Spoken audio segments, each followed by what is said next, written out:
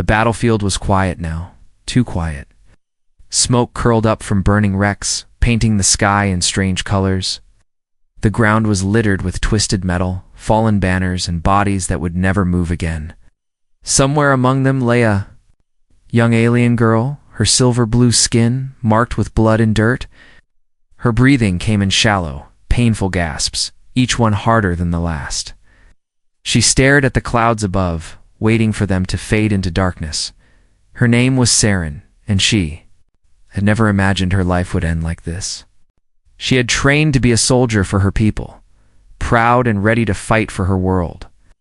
But now she was alone, bleeding into the cold ground, the voices of her squad long gone. They had fled when the enemy broke through. They had left her behind without even looking back. She closed her eyes, trying to block out the smell of smoke and burning flesh. The weight of her armor pressed down on her chest, making every breath a battle. Her hands felt numb, and her legs no longer obeyed her. In her mind, she whispered a goodbye to the stars, thinking they were the only ones left to hear her. Then faintly, she heard something. Footsteps, slow, deliberate, crunching over the rubble. Her heart froze. She had heard stories about the humans, tall, dangerous, unafraid of death, or people called them predators from a death world. If one of them found her now, they would finish what the battle had started. The steps grew louder. A shadow fell over her face, blocking the dim light from the broken sky. She forced her eyes open and saw him, a human, covered in dust and blood, a weapon strapped across his back. His face was hard and tired, but his eyes searched hers in a way she didn't expect.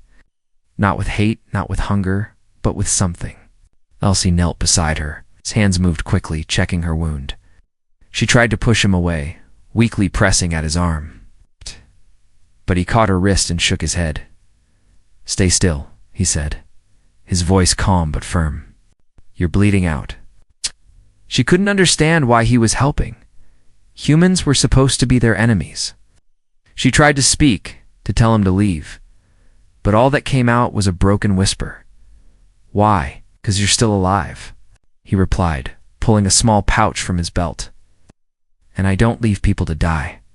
She didn't know what to say. She had been taught that humans only cared about themselves, that they would use and destroy anything in their path. Yet here, he was tearing a strip from his own sleeve to wrap around her wound. His hands were rough but careful, and she felt the bleeding slow.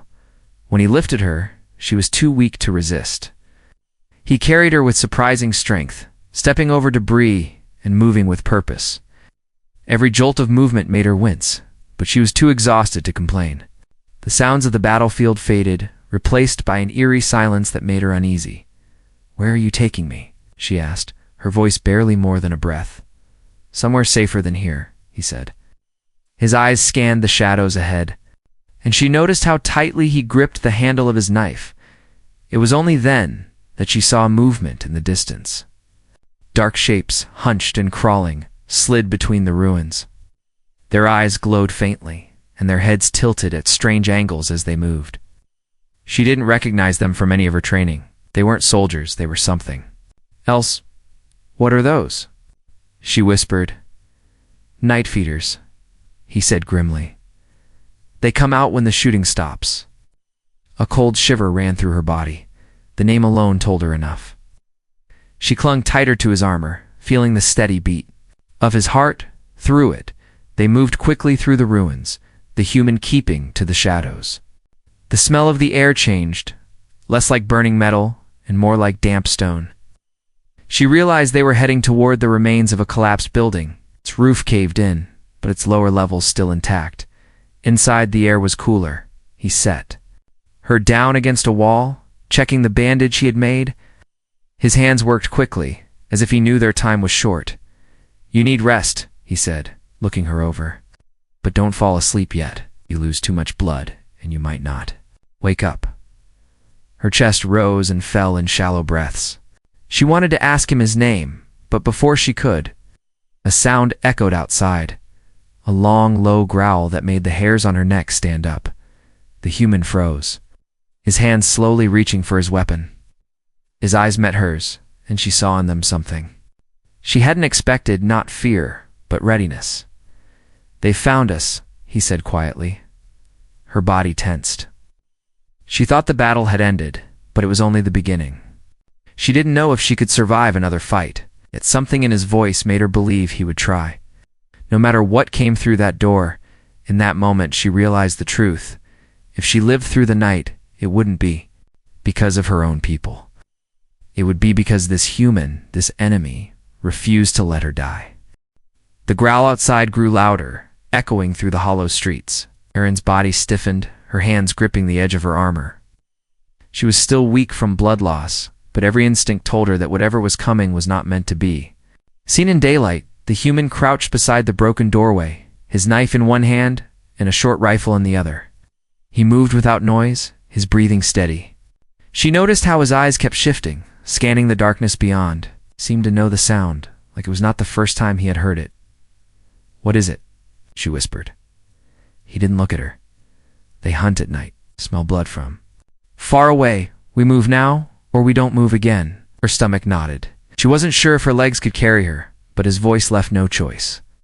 She tried to push herself up, stumbling as her knees buckled. Before she could fall, he caught her under the arm and pulled her close, supporting her weight as if she was no heavier than a pack. They stepped out into the ruins, the cold night air biting at her skin. The smoke had thinned, replaced by a creeping fog that curled between shattered walls and twisted metal. The silence was unnatural, broken only by distant scraping sounds, like claws dragging against stone. Every shadow seemed alive. Shapes shifted at the edge of her vision, always gone when she looked directly. She tightened her grip on his arm, afraid that if she let go, the darkness would swallow her whole. "They don't like the open," he murmured, keeping his steps quiet. "Stick to the broken streets. If you hear running water, tell me." She didn't ask why. His tone made her believe there was a reason, and that the reason was about survival. They moved through an alley where the walls were cracked and covered in strange, pulsing moss. The faint glow it gave off painted their faces in pale green light. Saren caught movement again, a flash of teeth, the glint of an eye, and this time she knew she wasn't imagining it. Something was following them. "They're tracking us," she said, her voice shaking. "I know," he replied. "But they won't strike while we're moving. They want you tired. They wait for weakness." She almost laughed at the irony. Weakness was all she had left. Her legs trembled, her wound throbbed with every step, and her vision blurred at the edges. But the thought of stopping, of feeling those claws on her skin, was worse than the pain. A sudden noise ahead made them both freeze. Splash. Water. The human's head snapped toward the sound. Without a word, he shifted direction, half carrying her toward it. The scraping sounds behind them grew louder, closer. They emerged into what had once been a courtyard, now half flooded. Broken pipes leaked streams of dark water into a shallow pool. The human guided her to a crumbling stone archway at the far end. "Stay behind me," he said, setting her against the wall. He stepped into the pool, wading to the center. The water was cold enough to make his breath mist, but he didn't flinch. He pulled something from his belt, a small canister, and tossed it into the deepest part. The water hissed, then began to glow faint blue. The glow spread in veins across the surface, as if the liquid itself was waking up. Saren stared, confused and a little afraid. "What is that?" she asked. "Repellent," he said, stepping back toward her. "The feeders won't cross water when it smells like that. Gives us a few minutes." Words had barely left his mouth when she saw them. Emerging from the mist, 3 shapes crept into view. They were taller than she expected, their limbs too long, their heads shaped wrong for any normal creature. Their skin was slick, stretched over bone, and their teeth seemed too large to fit in their mouths. The glow from the water caught in their eyes, making them look like shards of glass. They stopped at the edge of the pool, tilting their heads in unison, watching. One let out a low hiss, the sound sliding into her bones. Her hands shook. "They're just standing there. They're waiting for the glow to fade," he said, "which means we keep moving before it does." We helped her through the archway, his steps quick but careful. The mist swallowed the creatures from view, but she could still feel their eyes on her back. The deeper they went into the ruins, the colder the air became. Finally, they found another building, this one with most of its walls still intact. The human pushed the door closed behind them, blocking out the fog. Inside, it was dark, but at least it was quiet. He set her down against a pile of old crates, then took a deep breath. We rest here, just for a bit. Siren's body ached with exhaustion, but her mind was still racing. You could have left me, she said softly. You could have moved faster alone. His gaze met hers, steady and unflinching. And if I did, you'd already be dead. That's not how I do things. She didn't understand him, not yet. But in that moment, surrounded by the silence and the smell of damp stone, she began to feel something strange. Not safety, but the first fragile spark of trust. Outside, far away, but not far enough. The feeders let out another growl. The night wasn't over. The air inside the building was heavy, thick with the smell of mold and rust. The walls were damp, and the ceiling above groaned every time the wind pushed against it. Siren leaned back against the crates, her body aching from every movement. The human, she still didn't know his name, was crouched near the door. Checking the edges for cracks of light, she closed her eyes for a moment, but a sharp pain in her side pulled her back. The wound burned now, a deep heat that seemed to spread with every heartbeat. She lifted the edge of her armor and saw a faint shimmer on the skin around the injury, like tiny grains of silver dust embedded in the flesh. Her breath caught. She knew what that was. Her people's soldiers used it, tracker spores. They were designed to cling to blood and flesh, sending a signal to those who had fired the shot. It meant that somewhere out there, her own squad could be moving toward her, but not to save her. She looked at the human. We have to move now. He turned, frowning. Why? They can find me. The bullet that hit me had spores. My people use them to hunt survivors. They're close, though. Come here. His eyes narrowed. Not with fear, but with calculation. And when they find you, they kill you. Yes, and you too. He stayed quiet for a moment, then stood and walked over. Without asking, he knelt and examined the wound. His jaw tightened. I can't get all of it out here, too deep.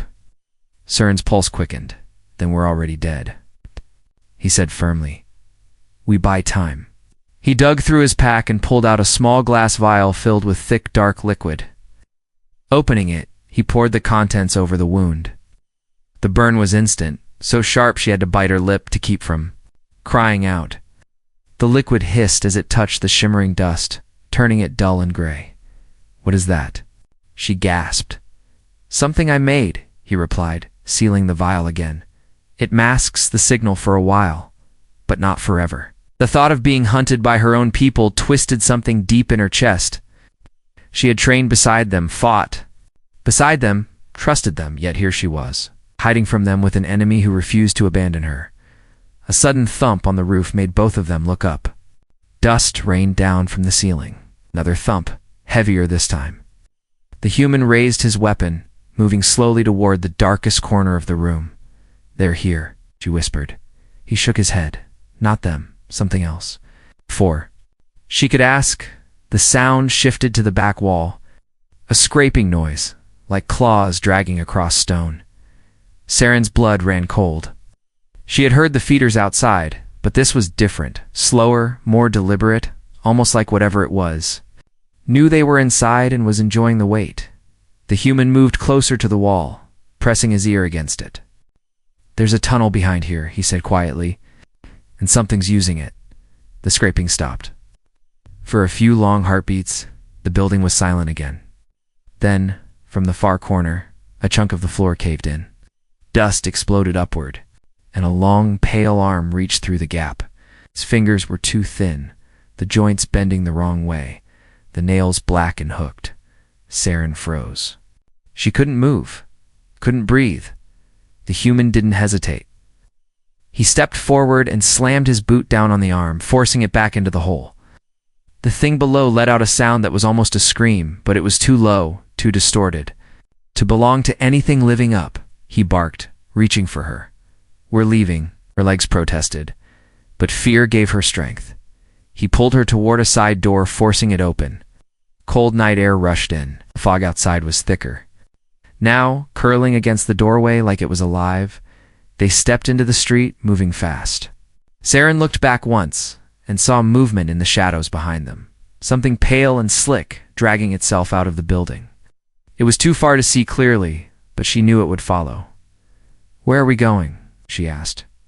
"Somewhere." "I can get those spores out," he said, without looking back. "Somewhere with fewer things trying to eat us." They weaved through broken streets, past the burned-out shells of old vehicles and collapsed buildings. The city was dead, but it felt like eyes were everywhere. After a while, they reached a narrow passage blocked by fallen debris. The human squeezed through first, then helped her after. On the other side was a small underground entryway, half hidden by rubble. He led her inside and shut the heavy door behind them. The space was small, but dry, lit by the dim glow of a battery lamp. He set her down on a cot made from old blankets and metal bars. "You stay here," he said. "I'll get my tools." As he moved to a shelf on the far wall, Saren let herself exhale. She was safe for now. But the word safe felt strange. It didn't belong here. In this place where every sound could mean death, she watched him work, pulling out strange instruments and a small box of glass containers. Her people had abandoned her, and yet this human was about to dig into her flesh to save her life. She didn't know if she could trust him completely, but she knew she had no one else outside. Far away, but still too close, something screamed. And this time she wasn't sure if it was a feeder or one of her own. The underground room felt too small, its air too still. The battery lamp cast long shadows on the walls, making the place feel alive. Saren sat on the cot, her hands gripping the rough blanket as the human prepared his tools. His movements were calm, precise, like someone who had done this kind of thing too many times before. He knelt beside her and peeled back the bandage. The wound was swollen, the faint shimmer of the tracker spores still there under the layer of burned skin. He cleaned the area with steady hands, his jaw set in focus. "This will hurt," he said simply. She nodded, biting the inside of her cheek. The first touch of metal against the wound made her breath hitch. He worked quickly, pulling out the tiny specks one by one and dropping them into a small glass jar. Each time the tweezers touched her skin, a sharp flash of pain raced through her body. She forced herself not to cry out. Halfway through, the noise started, voices, faint but growing louder. The human froze, glancing at the door. "Stay quiet," he whispered. Saren listened. The voices were muffled by the thick walls, but she recognized the language instantly her own. She caught fragments of words between the static hum of the underground air. Alive. Liability. Better if she didn't make it back. Her stomach turned. There was no mistake. It was her squad.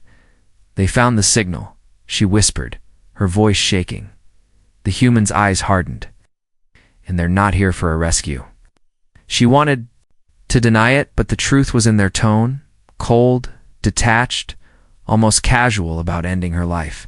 The voices drew closer, their footsteps crunching over the rubble above. The human moved fast, covering the wound with fresh cloth and tucking the jar of spores into his pack. He grabbed his rifle and motioned for her to stay low. The sound of boots on stone echoed through the underground space. Dust rained down from the ceiling with every step. Saren's heartbeat pounded in her ears. "They'll check every room," he said under his breath. "We need another way out." He scanned.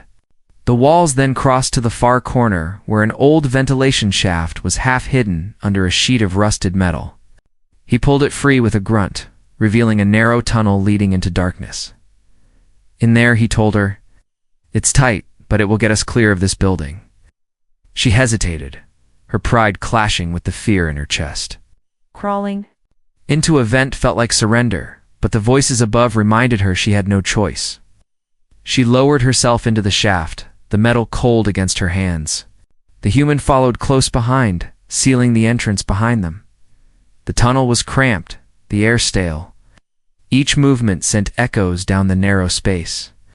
She could hear him breathing behind her, steady and controlled.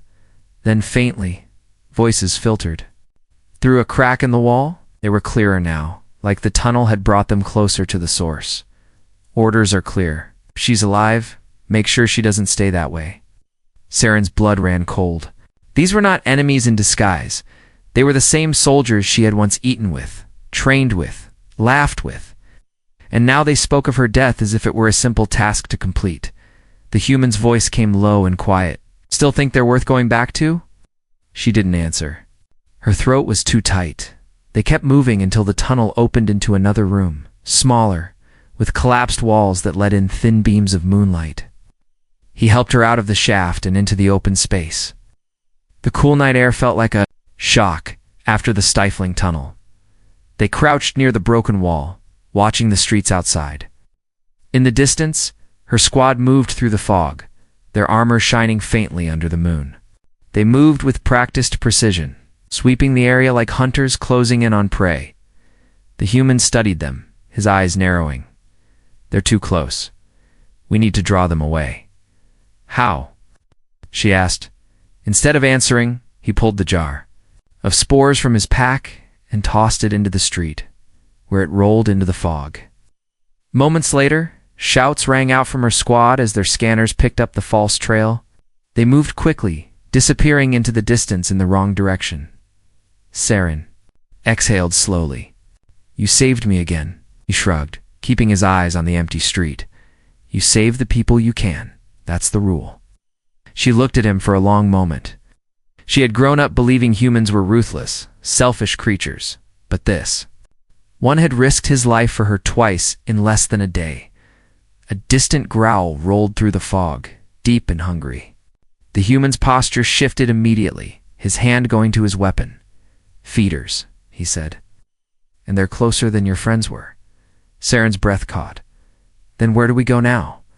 He glanced toward the far side of the ruins, where the streets narrowed into dark alleys. Somewhere they can't follow. Somewhere worse than here. She didn't like the sound of that, but she nodded. At least with him, the choice felt like survival instead of surrender. They slipped into the night once more, leaving betrayal behind, and walking straight toward whatever waited in the dark. The alleys were narrow and broken, their walls leaning inward like they wanted to crush anything that passed through. Fog swirled around Saren's legs as she followed close behind the human. Every sound seemed louder here, the drip of water from a cracked pipe, the scrape of his boots on the stone, the distant rumble of something large moving in the dark. The human stopped suddenly, raising his hand for silence. His head tilted, listening. Saren heard it too, a faint clicking, sharp and steady like claws tapping on glass. It was getting closer. They're hunting us, he whispered, scanning the shadows ahead. She swallowed hard. Feeders? Eyes stayed on the darkness. Worse. Before she could ask, a shadow slid across the fog, long and crooked, moving with unnatural speed. The clicking grew louder, echoing off the alley walls. Then it stopped. They stood still, the air around them heavy. Saren's pulse pounded in her ears. Somewhere above, something scraped against the brick. She looked up just in time to see it. A pale shape clinging to the wall, its limbs bending backward, its mouth opening far too wide. Rows of teeth glistened in the faint light. It hissed, the sound so sharp it made her flinch. The human didn't hesitate. Run, he said, shoving her forward. They bolted down the alley, their footsteps pounding against the stone. Behind them, the creature let out a scream that rattled the air, then launched itself from the wall. Saren didn't dare look back. She could hear it hitting the ground, claws digging in as it chased them. They turned sharply into another street, but the fog was thicker here, curling around them like cold hands. Shapes moved within it, not one creature, but many. The clicking sounds multiplied, coming from every direction. They're surrounding us, she said, her voice trembling. I know. He replied, pulling her toward a collapsed building. They ducked inside through a gap in the wall. The space was wide and filled with old machinery, their metal frames twisted and broken. The human moved quickly, pushing over a stack of scrap to block the entrance. The first creature slammed into the barrier almost instantly, its claws raking against the metal. Another hissed from the other side of the room, crawling through a gap in the roof. Saren's breath caught. They were coming from every direction. The human drew his knife and rifle, his movements calm but urgent. "Stay behind me," he said, planting his feet. The first one came through the roof. It dropped to the ground in front of them, its long arms dragging across the floor. The human didn't give it time to move. He lunged forward, driving the knife into the base of its neck. The creature screeched, the thrashing before collapsing in a heap. But there were more, to claw their way over the barrier, their glowing eyes locking on Saren. She grabbed a broken pipe from the floor and held it tight, her hands shaking. One lunged, its teeth snapping inches from her face. She swung the pipe with all her strength, the sound of metal against bone ringing in her ears. The human was beside her in an instant, firing his rifle into the second creature. The shot echoed, the body hitting the floor with a heavy thud. Didn't have time to rest. More shapes moved in the fog outside, their clicking growing faster. The human grabbed her arm. "Can't stay here. Follow me." He led her toward the far wall where another hole gaped open. They squeezed through into the next street. The air here was colder, and the fog seemed alive, shifting as if it knew they were there. Saren glanced back and saw them, at least 6 of the pale creatures, their limbs jerking unnaturally as they gave chase. "Where are we going?" she asked, breathless. "High ground," he said. "They hunt low." They reached a half-collapsed tower, its stairs broken and unstable. Without slowing, the human began climbing, pulling her up when the steps crumbled under her weight. The creatures followed, crawling up the walls like spiders. By the time they reached the top, the night air felt thinner, colder. The fog was below them now, swirling around the base of the tower. From here, Saren could see movement all across. The ruined city, shadows darting, glowing eyes blinking in the dark. The human set his rifle down and pulled out a small black device from his pack. He pressed a button, and a faint beeping began. "What is that?" she asked. "A distraction," he said, tossing it over the side of the tower. It hit the ground below and burst into a blinding light, followed by a piercing sound that made Saren's ears ache. The creatures screamed, retreating into the shadows. "They hate the light," she realized. "They hate the noise more," he corrected. "But it won't last long." She looked at him, her chest still heaving. "You keep saving me, why?" He met her eyes, his expression unreadable. "Because someone has to, and I'm here." Below, the light began to fade. The clicking started, again, growing louder. The human picked up his rifle. "Time to go," he said, and together they climbed down into the fog once more, heading toward a place neither of them could see, but both knew was their only chance. The fog swallowed them again as they climbed down from the tower. Every step was careful, slow, because the ruined stairs groaned under their weight. Saren's body ached from the fight, her wound still tender, even under the fresh bandage. Human moved ahead, his rifle ready, his eyes scanning every shadow. When they reached the bottom, the world felt heavier. The fog was thick here, curling low over the ground, and the faint clicking of the feeders echoed from somewhere far, but not far enough. "We can't keep running forever," Saren said quietly. "No," he agreed. "That's why we make a stand. Or we find a way out." She frowned. "A way out? You have one?" His gaze flicked to the east, where the broken outline of a massive bridge stretched over the ruins. "There's a human evac ship waiting beyond the old bridge. If we reach it, we're clear." Saren's chest tightened. "What about the feeders? And my squad? They'll both be on that bridge before we are," he said grimly. "Which means we either fight through, or one of us stays behind too." "Draw them away." Her stomach dropped at the weight in his words. "You mean sacrifice?" He didn't answer. He didn't have to. She understood. One of them would be the bait. They moved through the streets, sticking to the edges where the fog was thinner. The city here was quieter, almost too quiet. Even the clicking was gone now, replaced by a low hum she couldn't place. The human raised a hand, signaling her to stop. He crouched low, peering around a corner. Saren followed his gaze and froze. Across the street, in the shadows of a collapsed building, her squad was waiting. 4 of them, weapons ready, their armor reflecting the faint glow from their visors. They were watching the street like hunters waiting for prey. Her breath caught. She knew those faces. Once they had been her friends. Now they were the last. People she wanted to meet. "They're between us and the bridge," the human whispered, "and they're not here to talk." She looked at him, her heart racing. "Then I'll go. I'll draw them away. You can make it to the ship." He shook his head immediately. "Not happening." "They want me, not you," she argued. "If I go, they'll follow. You can escape." His eyes locked on hers, firm and unyielding. "I'm not leaving you. We either both make it or neither of us does." Before she could respond, a sound broke the silence, the unmistakable clicking of the feeders. Louder now, coming from behind them. Her squad must have heard it too, because they shifted their stance, scanning the fog. "They're close," she said, gripping his arm. "Closer than I'd like," he muttered. Then the choice came. Not from words, but from the situation crashing down around them. Feeders would reach them in seconds. Squad would see them in moments. The human reached into his pack and pulled out a small cylinder. He pressed it into her hand. "Smoke charge. Pull the pin, throw it, and run like hell. I'll cover you." Her throat tightened. "That's you staying behind." "Maybe. Or maybe I'm just faster at shooting than you are," he said. Faint smirk breaking through the tension. She didn't want to take it, but his hand stayed firm until she did. The sound of claws on stone grew sharper. Closer, then everything happened at once. The feeders burst from the fog behind them, pale bodies leaping forward, claws scraping the ground.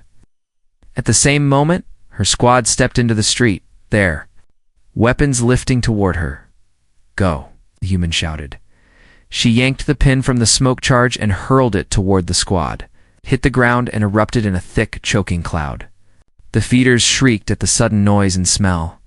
Lunging toward the movement, the human opened fire, his rifle cracking through the chaos.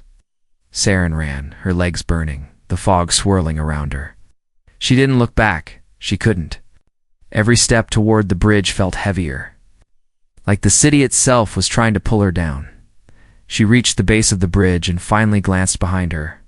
Through the smoke she saw flashes, muzzle fire, pale limbs thrashing, the human moving like a shadow between them, keeping both her squad and the feeders from breaking through.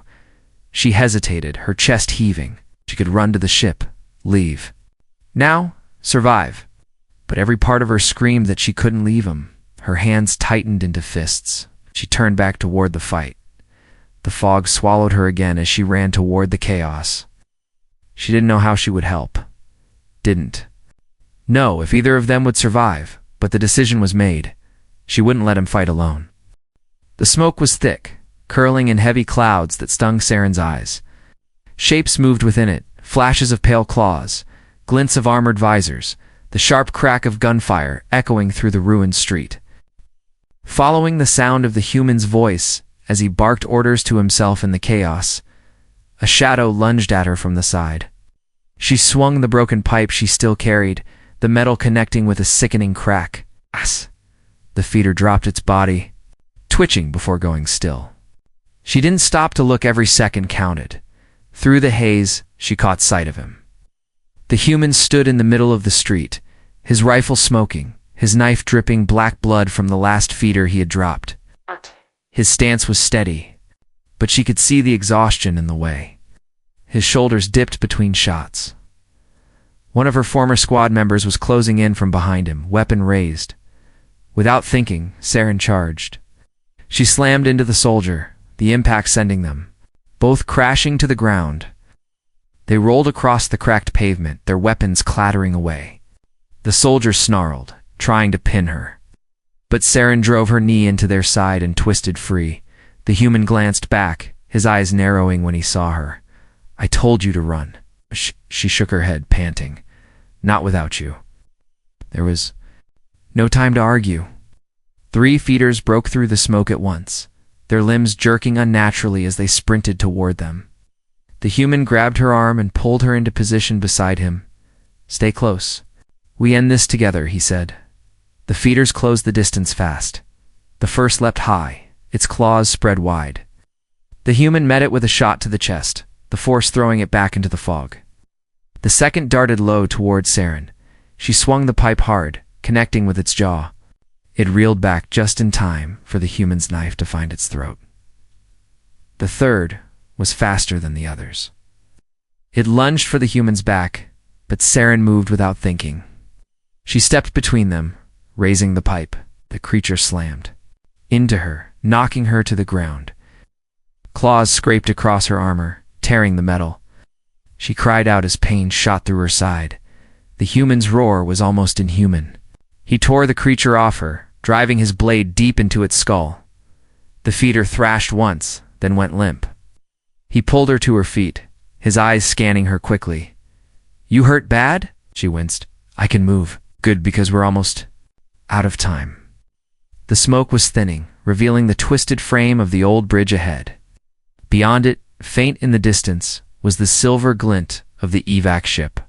But between them and that ship were the remnants of her squad, 2 soldiers still standing, their weapons raised. "They'll never let me on," Saren said quietly. "They'll let you on if I say they do," he replied, his voice like steel. The soldiers advanced slowly, clearly wary after watching her fight alongside a human. One raised their weapon and called out, "Step away from her, human. She's ours." The human didn't move. "She's not yours. She's not going with you." The second soldier's voice was cold. "Then she dies here."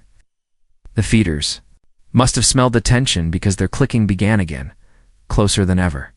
Both sides glanced toward the fog as more pale shapes began to emerge. The human's voice dropped low to Saren. "When they turn to fight the feeders, we move." It happened faster than she expected. The feeders surged forward, ignoring her, and the human going straight for the soldiers. The 2 fighters turned their weapons on the creatures, and in that heartbeat of distraction, the human grabbed her hand. "Now," he said. They ran for the bridge, their boots slamming against the old metal plates. Structure groaned under their weight, but they didn't slow. Behind them, the battle between soldiers and feeders turned into screams and tearing flesh. The evac ship loomed larger with every step. The ramp was down, and human crew members stood ready with rifles, scanning the ruins. As soon as they saw the human running toward them, they shouted in recognition. But when their eyes landed on Saren, their hands tightened on their weapons. "Alien. She doesn't come aboard." One of them called out. The human didn't stop running until they were at the base of the ramp. Then he stepped in front of her, his voice carrying across the metal. "If she's not coming, neither am I." The crew exchanged uncertain glances. "Orders are orders, change," he cut in, his tone sharp as a blade. "She fought beside me. She bled for her life. She's more than earned a place on this ship." The moment stretched. The feeder's screams echoed across the bridge, growing closer. The crew leader's jaw tightened. Then he stepped aside. "Get in. Both of you." Relief flooded Saren's chest, but the human didn't move until she started up the ramp first. Inside, the ship was warm and humming with power. She sank into the nearest seat, her body heavy with exhaustion. As the engines roared to life and the ship lifted from the ruined city, she looked at him. "You didn't have to do that?" He met her gaze, his voice steady. "Yes, I did. I told you I don't leave people behind." Through the small window, the city shrank beneath them. The fog swallowed the streets again, hiding the nightmares that still roamed below. But for the first time since the battle began, Saren believed. She was truly safe, because one human had refused to let her die.